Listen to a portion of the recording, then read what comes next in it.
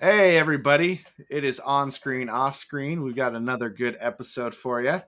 I am actually going to take off where our last episode ended with a book. It's kind of out of order for me, but super better. Um, the reason that I'm bringing this book up is because of how intensely we got into It Takes Two in the last episode and how media can really influence our lives. Super Better is written by the first person who has a doctorate in the psychology of video games. And I think this is a fascinating book. Um, she gets into the science of video games and how they affect us pretty in depthly. And then if you guys have heard about like gamifying your life, where you give yourself upgrades that you can go throughout the day, things that make you feel better. You have supervillains that you need to fight, that kind of thing. She goes into the theory behind all of these different actions on a psychological level, and then gives you exactly how you can put these into your life. It's an interesting book. She does a good job with adding the studies that are available. A couple that I found particularly interesting were, number one, they took a bunch of people and they showed them absolutely terrible events, like people getting raped and like chopped up and having their guts spill out, like really graphic stuff. And then afterwards they had them play Tetris or not play Tetris, and they hooked their brain up to probes, and they could see that as they played Tetris, their brain was processing the sounds, it was processing the visuals, it was processing their movement speeds, it was processing patterns, and it used enough of their brain that it helped their brain work through the trauma. And then over the following month, they would measure how many times they would refer back to these traumatic episodes of seeing all of this really gruesome stuff. The group that played Tetris right after had half of the instances of referring back to these traumatic episodes of the group that didn't. And they think all of these different brain processing of playing this video game genuinely helped people. It's helpful enough that they're starting to do it with Marines that go through a traumatic event while they're out in war, whether they have a friend die or they have to kill somebody, whatever it is, they'll have them come back and play Tetris because they've shown so much help for the way people process things in their brain. Another cool one was they have cancer patients, and a lot of cancer patients actually end up dying because they don't take their drugs. They just stop doing it or they forget to take the drugs. So they had them play a game where you're a superhero and you get your superhero powers by continually taking your cancer drugs. It seems super gimmicky, like it wouldn't work at all. It increased for they played this for one day. It increased the amount that people would stick to their drug prescriptions and actually follow through by 40% for 3 months after they played this game for a single day, because it influenced the way that they viewed themselves and the world around them, is the theory behind this. There were a couple other really cool ones. There was one where if you viewed yourself in a game just like lifting weights, it would actually influence your behavior for a period of time, a decent period of time. We're talking a month or two, to continue to be physical. Or if you saw yourself in a video game reading a book, it would actually influence the way that you lived your real life. These studies are fairly small, but there's quite a few of them that show how much video games can influence the way that you act, the way that you think, the way that you perceive the world. I found it interesting in our conversation about It Takes Two about how visceral of a response Josh had to the material. And I've thought about, I mean, a lot of this channel is how does media affect who we are, who we want to be, where we want to go. This book is all about how it does that, why it does that, and how you can use the gamification of your life with giving yourself a score on things, having goals that you're reaching towards that are your superpower. You can level yourself up and what leveling yourself up means and how to do that in a way that felt fun. It felt well researched. It's a very good book that if you're into video games or you have a kid that's into video games, I think would be worth trying. Even if you're not into the self-help kind of thing, it felt like a self-help book that was full of stuff to actually do instead of just talk about, and research to why you would actually want to do this kind of stuff. So you said that these are fairly small studies. Yeah. So with that being said, it's going to have some issues with it. There is, for sure. Yeah. She admits that in the book too. Okay.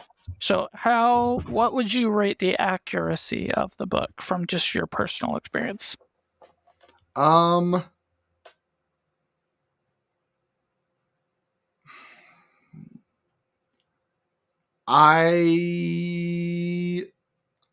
think that I'm gonna try her program. She has a super better program. It's like $14.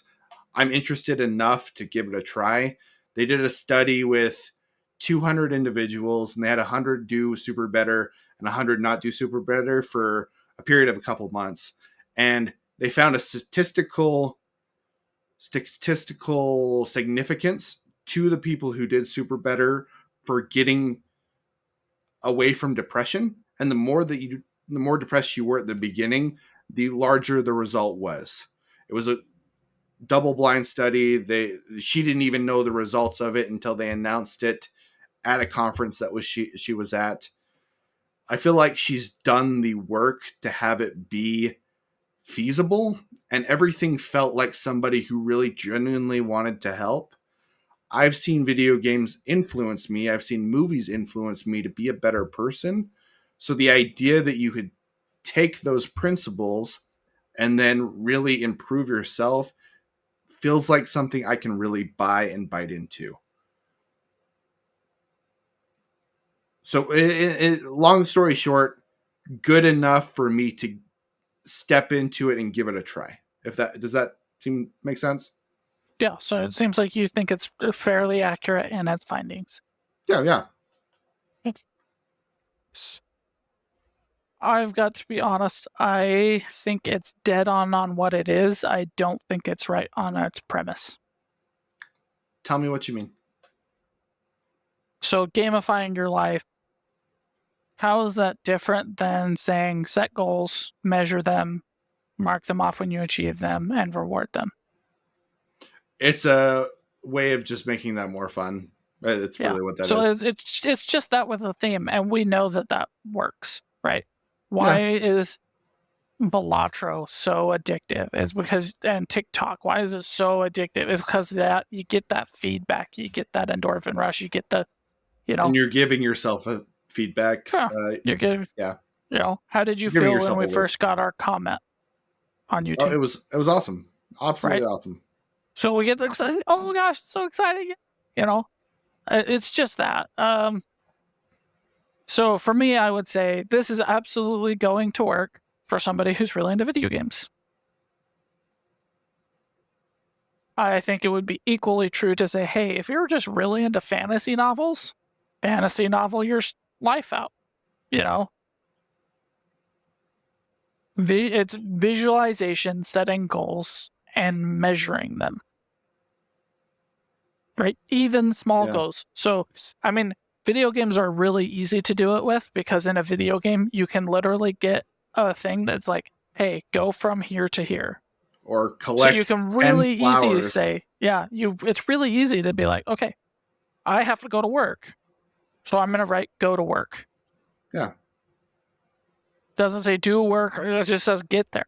Go to the gym. Doesn't say do workout at the gym or whatever. Just go there, right? So it's really easy to say in a game to gamify your life, to even put down that small stuff that I think a lot of people miss out on. Some power-ups that you can add, things that typically make you feel good, that you can just sprinkle in there when you're feeling lower. Like it's yeah. So like for video game people, absolutely it's going to work great. For non-video game people, it's probably going to be no different than somebody saying, hey, set some goals, measure them, smart goals, do them. That would be interesting to me and there isn't a difference in the book. If they took people that weren't video game enthusiasts to see if it was as effective, I would be very interested in that. Yeah. See, what I find really interesting is the soldiers and the Tetris. Yeah. Like, would the response be different with a different medium? So they actually do talk about that in the book, and it has to be something that I can't remember exactly why, but there has to be some kind of visual pattern to the game. It helps your brain process. They look at the blood flow and the pattern of the game where it's Tetris and it's block, block, block, block, block, it gives your brain enough. It uses enough of the resources of your brain that it helps you process. And there's something to the pattern that causes that system in your brain to function better. Does that Right. make sense? Yeah. No, it's not No, the best absolutely. representation. I'm sure that that's absolutely true, but like, So like it didn't work as well when you're playing something like a Gris or a Pac-Man, or I guess Pac-Man might do that. I don't know. okay. It didn't work as well for like a Call of Duty or something like that. But what if it wasn't a game? That's my point. I don't think it would use as much of the brain power in the specific way that was required to see the results. What if you took an audio tour of a museum? What if you're visually and audibly and physically engaging in something? But there had to be some kind of puzzle pattern. Specifically, they mentioned that in the test results. There had to be but some this is kind how of you would pattern. differentiate the results, right? Mm-hmm. This is why you'd be able to say Tetris really works versus other things, right? Because if it's just a pattern, right, you could go to the museum every time, you visually, audibly, right? Because I think that's probably what the biggest thing is that they're taking their mind and they're fully focusing on something else, right? They're taking something that is taking all of their senses other than smell, right? They're taking all of their senses and they're giving it to something else. Versus the people that are just sitting and stewing in what they just saw. Right? So, movies, you get visual, you get audio, but you don't get physical. So I would imagine that they're not as effective. They did compare it to movies. They compared it to music. Right. But music, audio, but not visual, or physical audio, but not physical, not visual, right? But if you had something like taking a tour of a museum where you're walking around, you're engaging physically, you're looking with your eyes, and you have like a headset or a tour guide who's talking to you and engaging with you, would those results be better or different? I don't know, because I am not a scientist. I theorize that it wouldn't be that different. That would be interesting. I would just assume you'd get the same effect from something like a first-person shooter, or they had them try other games out, and other games were not as effective of something that was a continual pattern recognition type of a game. Like they had them play something like Civilization, and it didn't work as well. And that requires all of you, but it's not the synchronized pattern over and over and over again type of a game. So I would say no, it doesn't, for one thing. Okay. Interesting. Right. Why? So physically, you're not being super involved. And audibly, you don't have to be involved, depending on the game. Right? So if they said, hey, Tetris is more effective than Call of Duty, well, yeah. You're just doing something similar to the gruesome stuff that you just saw. That's what I thought with Call of Duty too. Right. So that one's obviously not going to work. Okay, so we're going to try Civilization. Well, I don't play Civilization, but I do play Anno. And guess what? I don't need headphones for that. I like the music. It's very calming, but like I don't need it. I don't have to engage with it. I don't have to process it at all. But you don't have to have the music for Tetris. It just adds to the experience. So it definitely adds to the experience of civilization. That's fair. That is fair. I don't know. I don't either. I don't know. I should look into it a little bit more because there are some questions like that where I don't know completely. Well, I don't think the answer is out there. I think they need to test it. They just need Right. more I tests think they out should there. use 250 people, right? Divide them into thirds, right? You have the group that watches the gruesome thing and does nothing. Mhm. You have the group that plays Tetris because you've established that that is your medium of whatever. And you have a third group. And I would put that third group as sports, like a team sport, like playing basketball. That would be interesting. And you right? could have a So fourth group that's actually doing some kind of art project would also be very interesting too. Well, then you're just dividing it too small. Those two, I mean, if you had a bigger amount of people, right? Yeah. If they, instead of 250, you said you have 1,000, 2,000 people, right? Then yeah, I would say art. You'd have sports. You'd have a couple of different video games. You'd have somebody doing the museum tour. You'd have people doing nothing, right? Mhm. And you would measure the instances between the two and try and draw a conclusion based on the results that, like, hey, this group had a visual medium, but no audio and no physical. This one had physical, no, like a solo sport. This one had all three because it was a team sport. So they were talking to each other. They were working on a goal together. There's patterns in the dribbling and the shooting and the, you're doing that kind of stuff. So, right, if you blew it up and made a really big study, that would be very, very cool to see, especially if you had it enough that it could be repeatable and you could say, yep, this is our conclusion. We hope it gets supported. Then absolutely yes. That would be cool.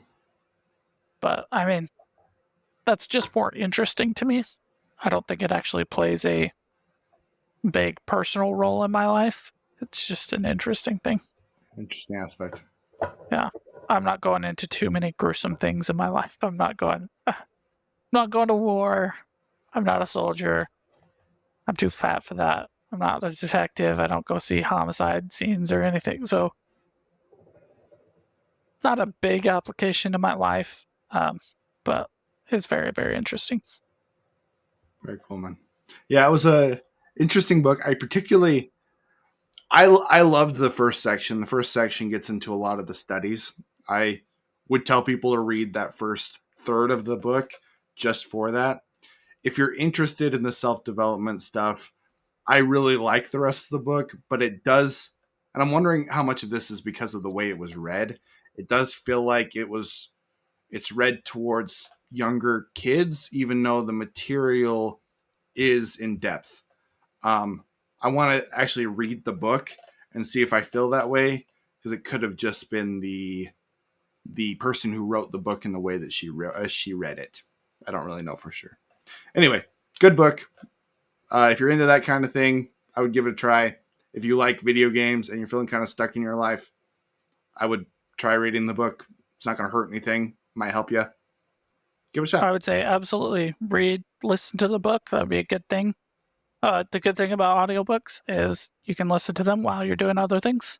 If you don't have big ADHD like me, I would listen to audiobooks while playing games all the time. I love it. But it's like my favorite I thing. have too much ADHD, so I can't do it. I completely zone out the book and then go, what happened? Rewind, and then listen to the same section of the book like 30 times. Yeah. All right, man. Let's go to your topic. What do you got? Okay, so mine's a new show called High Potential. All right. It's a new psych-like. This girl is a super brain genius who is socially not accepted because she's too abrupt and kind of rude. So she is working as a night maid, and she ends up solving a detective's murder by saying that she was a victim, not a suspect. And then the police say, you should do this more for us. There's more to it than that. I'm very much oversimplifying things. This is a great premise. The idea that they have of this like super genius girl who, had some bad stuff happen in her life and is just trying to take care of her family, is working as a night maid to get by, is very, very good premise, but it seems to be missing something. It doesn't hit like a Psych or like a Bones. It's not the same as those. To the point where I would probably say I would rewatch one of those more than I would recommend watching this one. Okay. It, to me, very much looked like just a ripoff of Psych. Sid, she's watched it and she's enjoyed it. Psych isn't my favorite show. I do like some of it. I don't like other parts of it. I was like, if I don't like Psych, and that's kind of your gold standard, I probably am not going to like this. Well, there's a ton of these shows. It doesn't have to be Psych. Bones came before Psych did. You got Bones. You have House. The Doctor House. That's one I was going for. Yeah. Even I was going to say even White Collar's kind of got aspects of this. White Collar, Monk, Mentalist. Yep. Numbers. Pretty much any of those USA shows. Numbers. They're all kind of that same kind of theme. Criminal Minds. Everybody's got their favorite ones, right? Yep. And like, I'm not saying Psych is the best, even though it is. This one, it's just like, I've got two identifiable problems I have with it. Okay, what are they? The first one is really, really petty. Okay. And that is, she gets this job working as a consultant with the cops. And she shows up to her first crime scene in a fur jacket coat thing. And like, super short skirt. And I'm like, you knew you were going to a crime scene and you dressed up like a hooker? Yeah, no one would do that. What are you doing? Like, nobody is that unaware, Like, yeah, you might not dress as nice as you probably should, but you're not going to dress like a hooker. You may not wear a suit like your partner or like everybody on the police force wears that's doing investigative work. I get it. Me personally, if for whatever reason the cops were like, hey, Josh, I need you to help me solve this crime, I'm showing up in joggers and a t-shirt. I get it. But I'm not going to wear a fur-lined coat and, like, just logically, right? Like, she's getting down, she's like touching a body and stuff, and I'm like, you're dragging your fur sleeve through someone's blood because you wore this overly cute, like, so her outfits just make no sense whatsoever. And I understand it's just a show, and I'm being super nitpicky with it, but it really bothers me. The second one is none of the show so far, I've watched like 4 episodes, is actually about her. None of the problems are actually about her. Okay. So she has 2 kids. Yeah. And one of the episodes is about how one of her kids isn't a genius like her and the mom and her sibling is. One of the big problems is the oldest daughter had a father that disappeared. And the other problem is that the brooding, masculine, attractive man cop who's forced to be her partner doesn't want her to be near crime scenes because she's not a cop. So it's her having all of these things happening, but not really like happening to her, just kind of like about her, if that makes sense. Yes, it does. So that's what I think the disconnect is for me on why I enjoy like House a lot and Psych a lot. So much more than this one, or Bones is also great. Is because they're more like involved and actually a part of the problems. It feels But more like, personal. It feels, and that connects yeah, you to the character more, makes you actually care about the character more. yeah. Like, she has no control over whether or not her kid is a genius or not. Yeah. She's got no control over it. So it's, and like, it would be hard not to feel that way when your mom's a genius and your kid sibling is also a genius. Yeah. You know, like, it sucks when your younger sibling is better and smarter than you. Speaking of personal experience, the day that he got more athletic than me sucked. The day that he's smarter than me also sucks. You know, it's hard not to feel that way. So she's just kind of like, this is happening, and this is happening, and this is happening, and it's. I think the show is missing something. It's not a bad show. I wouldn't say don't watch it. Are you going to keep watching it? Here and there. Okay. Okay. Yeah. It's not high on my watch list. I've actually got quite a few shows to watch that are new shows that I haven't seen yet. But it's not like I'm going to put anything aside to watch this show. And when I do watch this show, I'm probably going to be playing Balatro. Okay. Like, it's a fine show. I've got nothing to say that this is a bad show. I've got nothing to say that this sucks. I think the actors do a good job with what they're doing. I think It's just fine in a world where there are 10,000 this shows is that come fine. out every year, and a lot of those can be good. Yeah. And like I said, like, if I wanted to actually pay attention, I think I would rather, at this point, rewatch Bones. Okay. Because I turned it on the other day and I realized I remember nothing from the first season. I haven't watched it in a long time. Long time. Yeah. Like, there were even characters I forgot existed in the show. It's. I would rather be like, oh yeah, I remember this, than, okay, more of this kind of show. Yeah. Like, I like your twist on it, but you could really, like, do more with it. Like, there's a show very, very, very similar called Scorpion or Scorpion. Hold on. I think I it's like Scorpion. Yeah. It's the exact same as that, but that one actually did a good job of having the genius guy be a Feel part of human. his problems and feel more human. Yeah, I like Scorpion a lot, actually. Yeah. That one definitely should have been bigger than it was. I still have not seen very much of it. We actually used to watch it in psych class in Oh, cool. high school. Yeah. But that's all I've seen from it. I'd always wanted to watch it, but it's never been on any of my streaming services when I've been able to see it. So, Yeah, I don't remember if I ever finished it, but I watched a lot of that show. I think it was really canceled. liked it. That's what I think too, which is just too bad because I really like it, and I didn't watch it because of this. It's just an extra thing. She is ridiculously hot.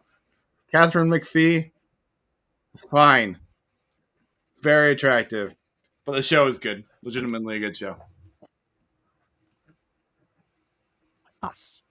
Anyway, so that's my topic. Let's go on to your next one. All right. My next one is a docu-series. It's called Don't F with Cats. And I found this like riveting, absolutely fascinating. Loved it a lot. It starts with two people that are upon an, like, they're part of like an online Reddit thread, and it comes they're on the internet all the time. They're kind of shy people. They both have aliases that they use on the internet, and there's a video that pops up where a guy, crazy dude's a psychopath. You can see the back of his head, and he's putting kittens into bags, like vacuum bags, and he's sucking out all the air of the bag, and the kittens are dying. Just a twisted piece of garbage. And these two people that are online, they start looking for clues. So they pause the video and they look at absolutely everything that they can possibly see. The the photographs, the blankets, the what brand of cigarettes they're using, anything that they can possibly see. And they're putting together this profile for who this person is that killed these kittens. And as the story goes along, this person just keeps releasing videos, or they create online pages, and everything is messing with these people that he knows are following his online footprint. He kills animals and then he'll move to a different city. He kills animals, he moves to a different city. He kills animals, he moves to a different city. In the docuseries, they're talking and they say this is somebody who's a psychopath who eventually is going to graduate from animals to people. He's in Montreal, and there's a video where he takes an ice pick and he's chopping up an actual person, and he cuts off their arms, he cuts off their legs, cuts off their head. And in Montreal, the police find a body inside of a dumpster, and it goes from, well, this person is just online, to we have a body. This is a real thing. We've been following somebody who's real. And they reach out to the cops and we have all this evidence. We know who this person is. We have all this evidence. We put it together. Pay attention to us. Listen to us. Actually care about what we're saying, everything that we've done. And the cops are kind of ignoring them until finally it becomes too much and they start to pay attention. And they follow this killer all over the world and start to track him down. I'm trying to get more into these docuseries type of things because I really haven't watched that many of them. I thought this one was super interesting. And I would give it a shot. If you're into this kind of thing, I would give it a shot.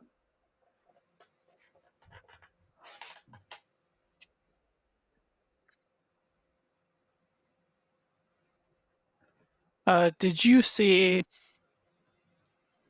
Quiet on Set? I don't know. Let me look it up really quick. It's the one about Dan Schneider and Nickelodeons. No, I've wanted to watch that. It's been on my list for a long time. That should be your next one of those to watch. Okay, I will. If that's something you're interested in doing, that should be your very next one to watch. Okay. I'll watch. I'm interested in what you have to say about it.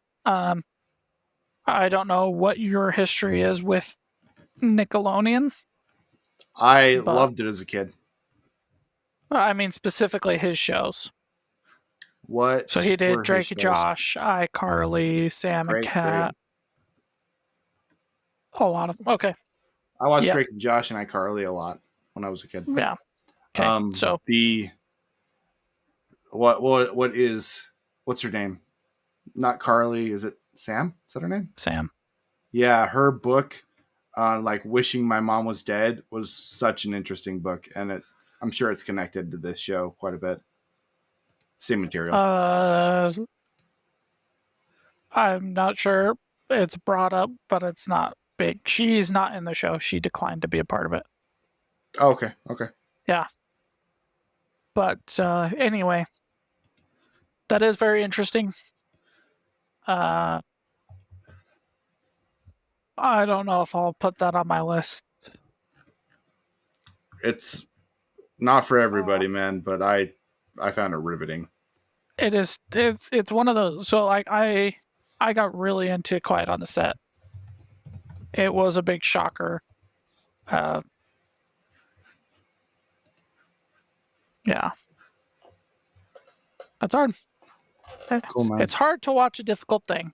So with that being said, I'll jump into my next topic because mine is also a difficult thing. Okay. Tattooist of Auschwitz. This series is based on the book by the same name. It's been made into a show that's now on Peacock. It's about a Jewish guy who was taken into Auschwitz concentration camp during World War II, and he was selected to tattoo the numbers on his fellow Jewish people, their numbers on their arms. This story is a present and past storytelling, so it shows the perspective of the author learning the story and then flashing back to the events that are taking place in the story. Okay. So in this story, I've told you to read or listen to this book in the past, but I have read it. okay. So the basic premise is this guy meets this girl in the concentration camp. They both fight for each other. They pass notes. They escape.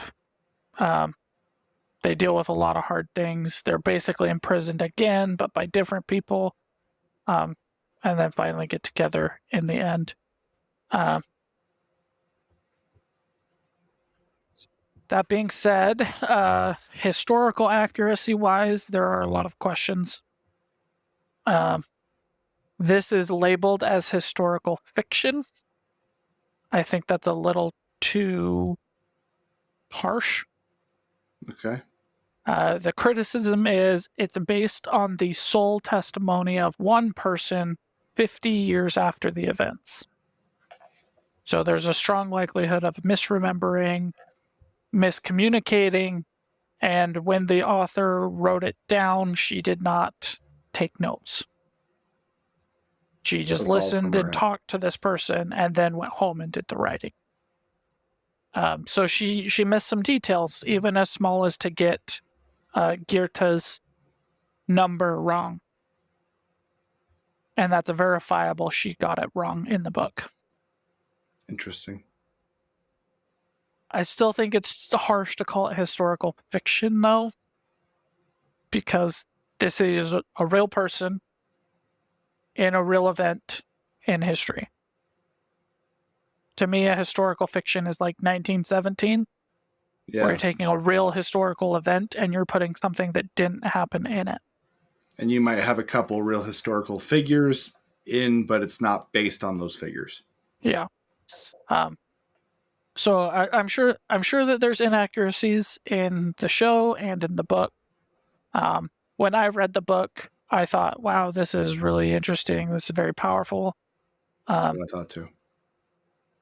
It wasn't until after I watched the show that I looked into its historical accuracy. That all being said, I really wish that the person who did Chernobyl did this show. That would have been very cool. That would have been great, actually. Because he did such a good job with atmosphere. And I think that this show was missing that kind of X factor of the atmosphere of what's being shown. The writing was really good. The story was really good. The actors did a phenomenal job. Do you think the conversion of the book to the show was well done? Yes. So my understanding is the show took the book's weaknesses of the historical accuracies and said, we're going to actually do that effort of verifying some information and we're going to change it back to real history. Interesting. Okay. Right. So the author did not do any facts checking when writing the book. No second sources, no verifying data, no other interviews, nothing. Just this one person 50 years after the events wrote it as she remembered it. The show was like, okay, that's a common criticism of this story. Let's look at that. And then they also give a disclaimer at the beginning of the show saying names have been changed for privacy and other stuff has been added for dramatic effect. Right. So in the show and in the book, to my memory, he would frequently visit Goethe. That didn't happen. Yeah. I wonder why they would change that. Well, to just put them in the room together, put them on screen together, put them in the book together. I'm sure that they did see each other. We're sure that he did tattoo her personally. We're sure of a lot of things.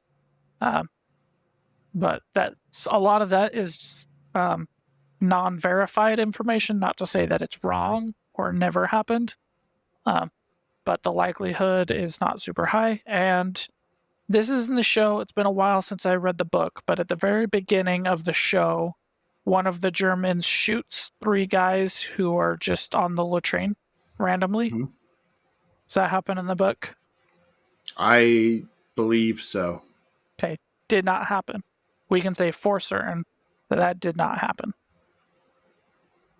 Now, in the show, it does a great job of establishing the fear that you're supposed to feel for these characters and the environment that they're in. But as awful as what the Germans were doing to the Jewish, homosexual, gypsies, Polish people at that time, they were very methodical and very efficient. It wasn't random.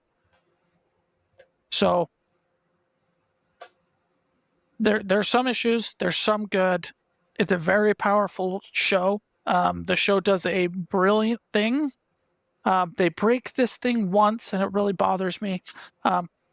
But in every episode, at a point in time, I think it's about halfway, could sometimes be a little bit earlier, but they show faces of Jewish people and bells ringing. Okay. So it's given the effect of this guy later remembering the faces of all these people before they died. Interesting. Right? So you, the viewer, are having like this, I remember that face, I remember that face, I remember that face. They died, they died, they died. And it's brilliant. It is absolutely brilliant that they did this for this show. Every time it's a different face, they never duplicate a face or an actor. And sometimes it's a character you've met. Most of the time it's not. But like there's one character who goes and kills himself because he just can't take it anymore. And so it's a character that you know. It's the one who had a pregnant wife that was asking about that. Yeah. So he's the one, he gives up, he goes and he's like, I can't do it anymore. I can't do it. And his last words are, I'm free, right? So after he dies, they do the bell thing and they show his face. Right? These characters don't say anything, but it's very, very powerful to the messaging and the realism of like the death and the horrible, horrible things that were happening in these camps. I started this show last night. I finished it this morning. Wow. Yeah. Wow. It is very, very, very powerful. I'm a big history person, so as soon as I realized that this show existed, I had never heard of this show before. I just kind of saw it, and I was like, oh, I've read that book. Well, I listened to that book.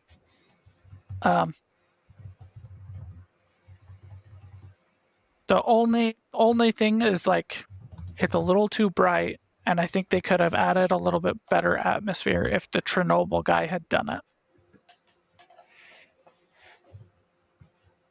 I think that would have been the X factor to make this an absolutely great show. Not to say that whoever did it did a bad job, because they did a good job. But I just think it could have been a little bit better. But it was good. I'm glad I watched it. It did exactly what a historical show should do. And it made me ask questions. So after I finished the show, I was like, how true is this? I watched like 10 videos on its accuracy and the people who defend it and the people who argue against it. And then I was like, you know what I've never really like delved into?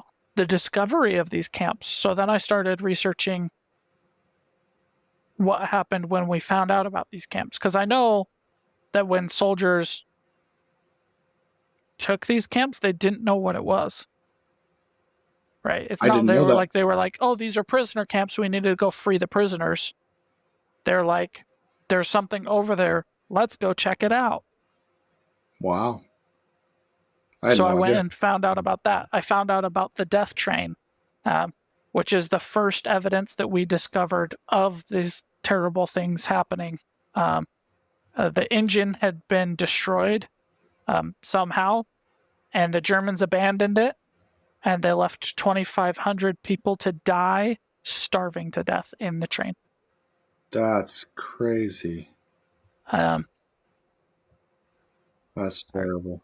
yeah. So when soldiers started discovering this and learning that this was happening and whatever.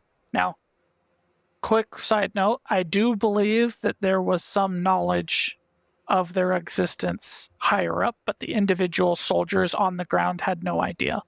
So when they found out about this, there was a lot of American and suspected Soviet soldiers who retaliated against the Germans. There's no confirmation that the Soviets ever did it, but it's suspected. And like when the United States military took and freed Auschwitz, I think that's the one they did. I think the Soviets had the other one. If not, it switched. A captain, maybe a higher rank than captain, took 6 SS officers to the death train, had him get in it, and shot them with his own pistol. Wow. So there was absolutely awful things that Americans did in response to this. Another thing that led me into this was discovering that Auschwitz remained active after it was liberated by the Russians. I did know that. That was a big shocker to me, because to me, I thought that they would have let everybody go and be with their families and be free and not keep them there. That's awful. It's terrible. Yeah. Very, very hard show to watch. Very, very real, seeing that kind of history play out in front of you. There's a criticism of the book and the show romanticizing the camp a little bit in order to tell that love story. I think that's a fair thing to say. They definitely could have shown how awful the camp was more, because it was a lot worse than what they showed in that show. But they showed enough to say that it was awful, which is fair too. And it's hard to describe how terrible those experiences really even were. And it's hard. Sure. It would hard to display it. It's just a hard thing to do. It would be hard to watch for sure. One of the absolute worst things to happen in human history, for sure. Without a doubt. Truly, truly terrible. But like in the show, they didn't even show a gas chamber. Oh, they should have. So, like they showed one, but not ever used.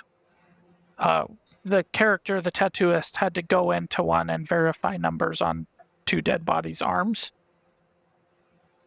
So that's what, when they showed that, was that he went in, he looked at some numbers, and then said, this was an 8, this one's a 3, and they left. Very, very hard thing to watch. They did a very, very good job with it. For those of you that are watching, it's good to look at history, look at where we were, look at where we could be. I mean, one of my favorite questions is, if you were born in Germany during the right time, would you be a Nazi? And the likelihood is yes. There's a lot of thought behind that I think you can influence yourself. You can influence the world around you. You can dive into the dark part of yourself so that you can be lighter. And understanding these really, really dark things can influence you to be better. And that's really what we're all trying to do. That's what this podcast is about, is becoming something more, becoming something better. Instead of looking down at the road, looking up and realizing there's a beautiful sunset and there's a mountain and there's a lake, and you've been missing it the whole time. Hopefully you all can take the time to do that. And I think this is our episode. We'll be back with one more, but we appreciate you all. And I have a question first for you. Oh, go ahead. Well, let's answer it. Would you have been a Nazi? Uh, honest.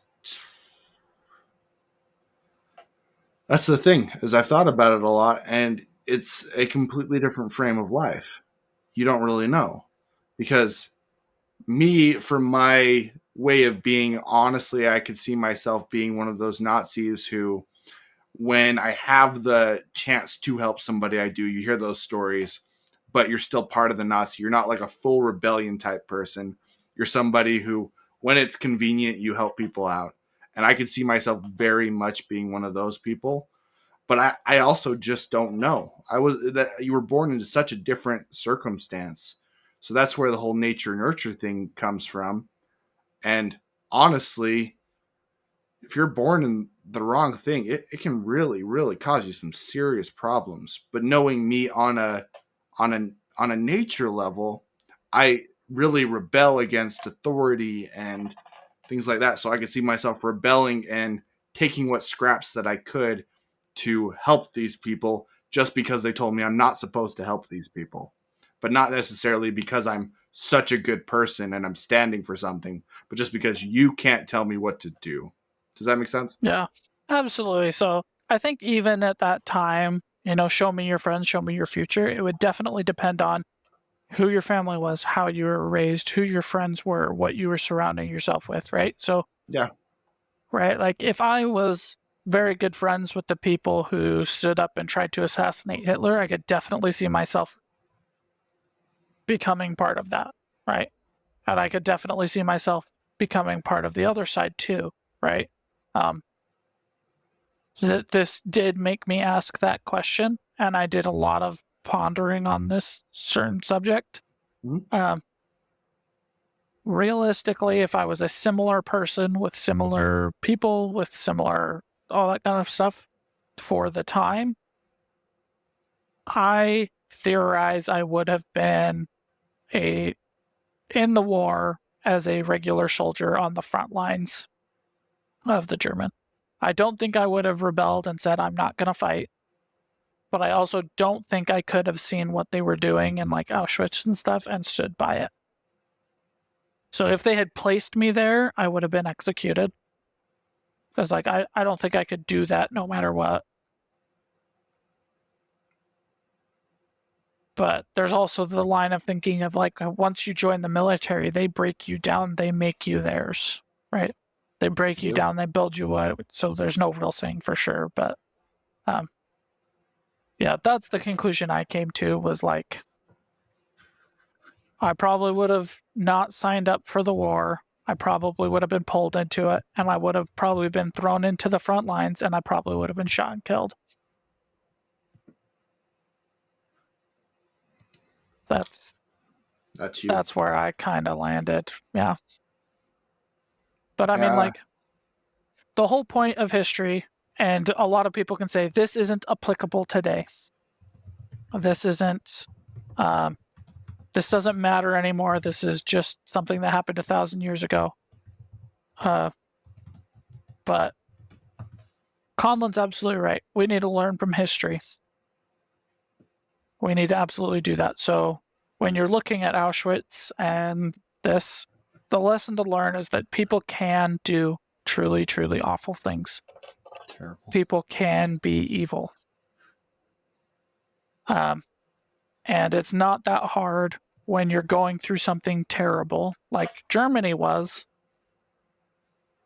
to buy into that with propaganda and stuff.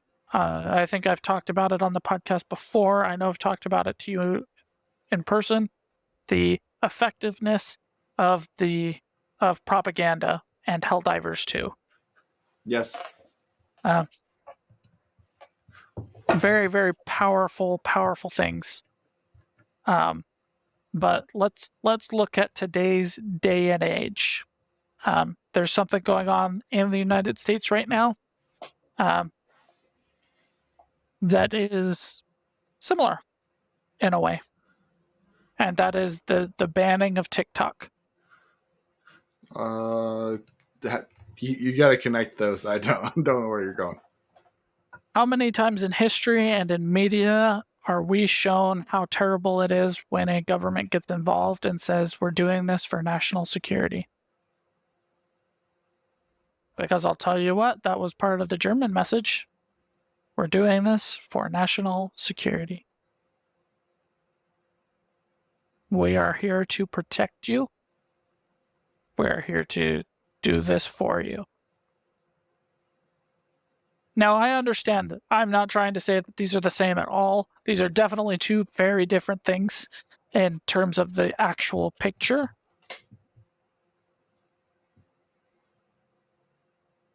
But we complied, didn't we?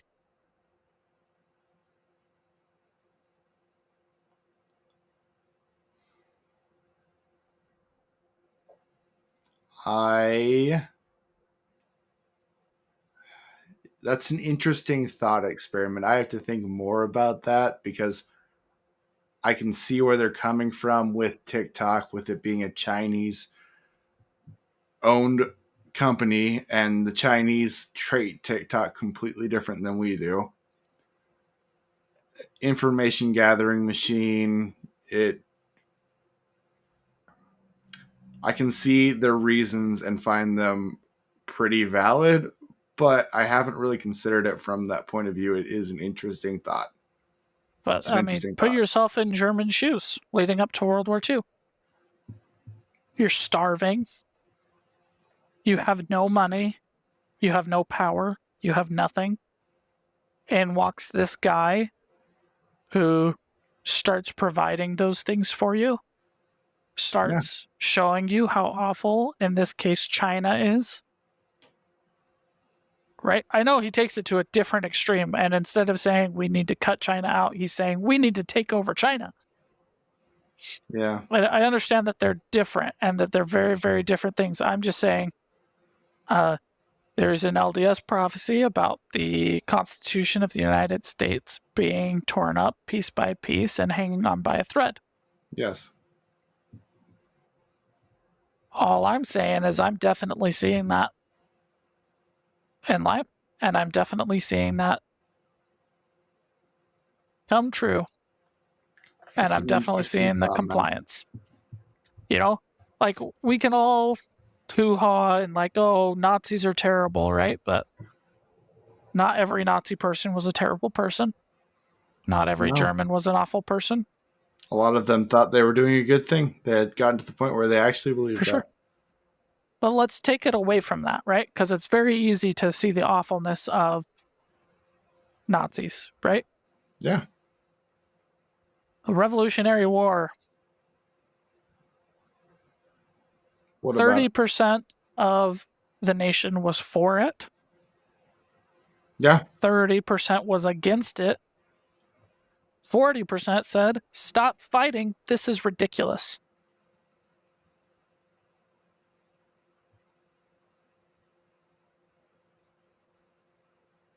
That happens almost every time there's an uprising or a revolution.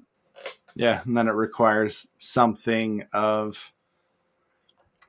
get sway people's opinions, like common sense did during the Revolutionary War, or there was a book written by Socrates back during. What do you mean common sense during the Revolutionary War? Common sense during the Revolutionary War saved the revolution. The revolution would have. Washington during that time period wasn't able to get the troops that he needed, and he wasn't willing to conscript them. Everybody was volunteer, but everybody wanted to go home. Everyone wanted to go home. They had signed on. Their signing was lapsing, and they were ready to go home, and they wouldn't have had enough troops to fight the fight. Common sense comes out, and it gets spread out to all the people. People are sending pamphlets out. Everybody's talking about it. Everybody's reading it. And all of a sudden, all these people that had their listings that they had signed on for that were going to go out re-signed up. And more people signed up and more people signed up. It literally saved Washington's army. Without it, they wouldn't have had the troops to fight. So you need something Interesting. like that that really expands the movement and makes people believe in it again. Most revolutions that have something where it's successful have something like that happen. Have you heard the British side? No. Okay, Other than so there was a comedian that I just watched. This is not as serious about as what you're going to share. But he's like, I was talking to my American friend, and they were like, "What? I mean, we don't really want to talk about it, right? 1776. We don't really want to talk about it." He's like, "What happened in 1776?" And he said, "Well, you know, America, Revolution, all that stuff." And he's like, dude, we have a lot of colonies that we've kind of forgotten about, and everybody else cares about it, but we just don't really give a shit." uh, Anyway, that's funny. Yeah, so there's a lot of evidence that says that British forces absolutely could have destroyed us, interesting. Okay. but they diverted and instead went and took India. Huh. And that was a large motivation on why they were so limited, why they didn't crush us, and why we ended up being such a strong trade partner immediately after this war. And why did they go to India? The resources and the people. Okay. Interesting. India's got a ton of resources and it's got a ton of labor. Or we Yeah. can fight these colonists for 13 tiny little colonies whose greatest resource is lumber, which, by the way, we have a ton of that in Canada. So it just wasn't as good of a trade. Yeah, so basically the British Interesting. was like, hey, you know, we could invest the manpower to absolutely squash this in a matter of months. Or we can go get this better piece of land and we're going to fight these colonists just long enough that they end up giving us a lot of resources and money that we need to go take these other people. Because there's a lot of evidence that says that if we did not sign that peace treaty that made that trade deal the way that we did, the British would have not had enough manpower and resources to take India. That's very interesting. I didn't know that. Yeah. Because I had always wondered, because, like, this is the height of the British Empire, right? Yeah. And, like, to us Americans, we're like, oh, we were the scrappy underdog who rose up and we did a we miracle, took them head on. blah, blah, blah. And we took them, but we fought them back and everything. And then you hear this other perspectives. It's like, you know, we could have sent our Navy at you, but we didn't. We got a much better deal. You know, it's all about money, and we chose the better money, so that's what we did. And you're like, okay, I can see that, you know? Yeah, that's very, interesting. very interesting. That is interesting. Anyway, yeah, let's wrap it up there. Just an interesting thought experiment. What kind of Nazi would you be? Not would you be a Nazi?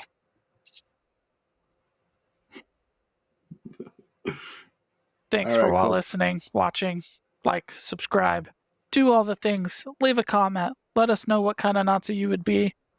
And don't tell me you wouldn't be, because everybody would know. I'm just kidding. Thanks. See you guys. Bye.